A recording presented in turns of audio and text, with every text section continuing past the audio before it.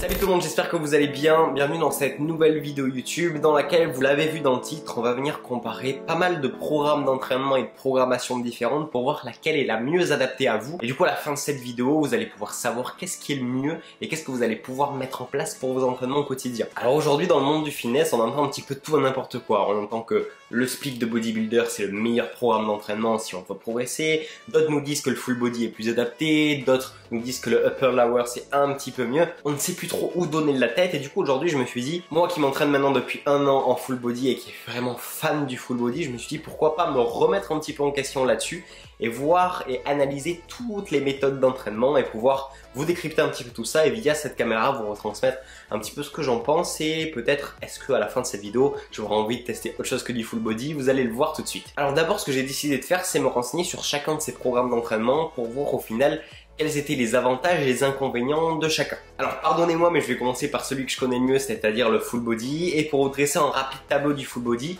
c'est un programme d'entraînement où chaque jour on va venir entraîner l'entièreté du corps ou en tout cas le maximum de groupes musculaires possible. À une certaine époque c'était considéré comme un entraînement qui était plutôt pour des débutants. Aujourd'hui on le préconise un petit peu plus pour des personnes qui sont avancées. Bref, on va discerner le vrai du faux et voir vraiment pour qui ce programme d'entraînement est optimisé. D'abord laissez-moi vous préciser une chose. Oui, le full body est un programme d'entraînement où on va venir entraîner, comme je vous ai dit, le maximum de groupes musculaires et à peu près toutes les parties du corps. Mais ce n'est pas un programme qui va se répéter tous les jours de la même manière, c'est-à-dire que d'un jour à l'autre on va venir changer totalement les exercices. J'espère que c'est clair pour vous, je le précise au cas où. Alors pourquoi je dirais que le full body est très intéressant sur les débutants?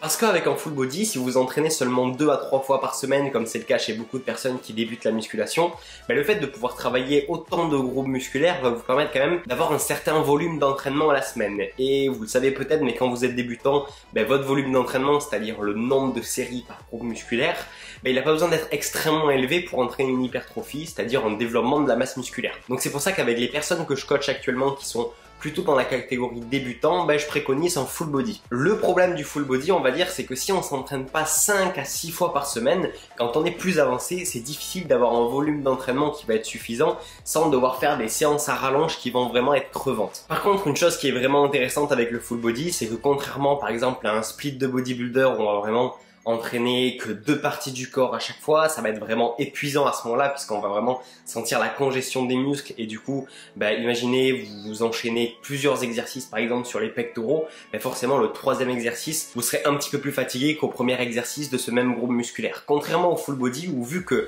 chaque jour vous allez travailler vraiment une partie, quand vous allez arriver par exemple sur vos squats, vous n'aurez pas forcément d'autres exercices jambes qui vont suivre ou d'autres exercices jambes qui ont précédé. Donc vous allez être tout frais pour les jambes et du coup le tonnage total peut vraiment être plus intéressant en travaillant de cette manière-là. Passons maintenant au split, dit split de bodybuilder parce qu'en général ce sont les bodybuilders professionnels qui s'entraînent comme ça. Là, c'est tout l'inverse du full body, c'est-à-dire qu'on va essayer au maximum de dissocier les groupes musculaires en entraînant, comme je vous l'ai expliqué tout à l'heure, 2 groupes musculaires en général par séance. Alors, quels sont les avantages de s'entraîner avec un split? Tout simplement, en une séance d'entraînement, vous n'allez pas pouvoir faire un volume d'entraînement supérieur avec quoi que ce soit comme autre programme, ça c'est sûr. Ce qui peut être agréable ou désagréable suivant les personnes, c'est de se sentir très congestionné, d'avoir les muscles bien gonflés. On connaît tous cette image du leg day après lequel on ne peut plus marcher, on ne peut plus descendre, monter les escaliers. Ça c'est sûr qu'avec un full body, on n'a pas vraiment ces sensations-là. Par contre, on peut se poser cette question, c'est est-ce que la fréquence d'entraînement, c'est-à-dire le nombre de fois où on va venir travailler un groupe musculaire par semaine, va être assez élevé? Parce que quand on va venir par exemple travailler les pecs le lundi, quand est-ce qu'on va venir retravailler les pecs? Est-ce qu'on les retravaille le lundi d'après?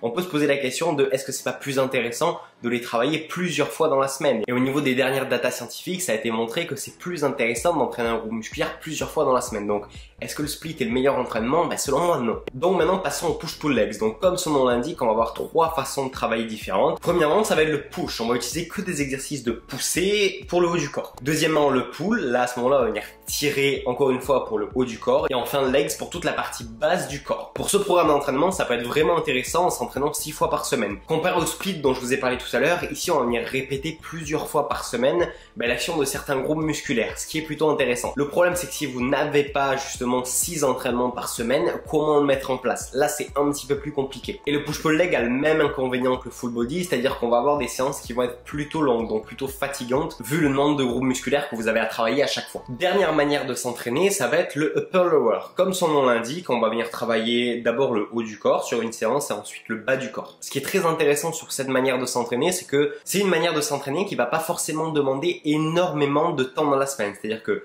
de 2 à 4 séances par semaine peuvent suffire pour cet entraînement. La chose que je me demande, c'est comment bien équilibrer ces séances, parce que on est d'accord que le haut du corps regroupe beaucoup plus de groupes musculaires que le bas du corps. Donc est-ce qu'avec une programmation en upper lower, on peut suffisamment bien travailler l'ensemble du corps et du coup avoir une hypertrophie musculaire suffisante? Donc au final, quel est le meilleur programme d'entraînement, celui à privilégier, celui avec lequel vous allez développer votre masse musculaire comme jamais? J'ai envie de vous dire aucun. Parce qu'au final, un programme d'entraînement, c'est assez subjectif. Du moment où vous vous entraînez et vous vous entraînez quotidiennement, vous faites déjà partie d'une élite de la population de quelques pourcents seulement. Donc après, est-ce que c'est mieux un split? Est-ce que c'est mieux un full body? Est-ce que c'est mieux un upper lower?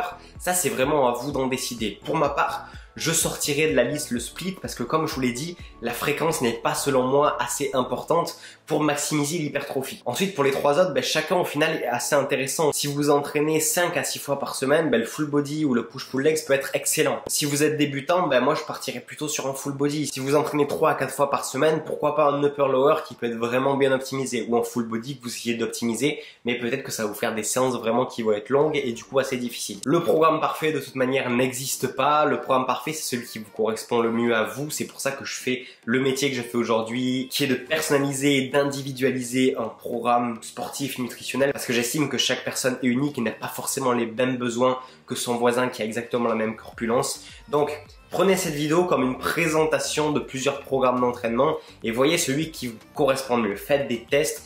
Si vous pouvez vous faire accompagner, je vous incite vraiment à vous faire accompagner parce que ça vous fera énormément gagner de temps. En tout cas, j'espère vraiment que cette vidéo vous aura été utile, que vous avez appris des choses, c'est vraiment le plus important. N'hésitez pas à me dire en commentaire en quoi vous vous entraînez, tout simplement, ça m'intéresse de savoir. À laisser un like si la vidéo vous a plu, à vous abonner si ce n'est pas encore fait pour ne rater sous aucun prétexte les prochaines vidéos qui vont sortir sur cette chaîne YouTube. Et moi, je vous dis à très vite pour une nouvelle vidéo. See you.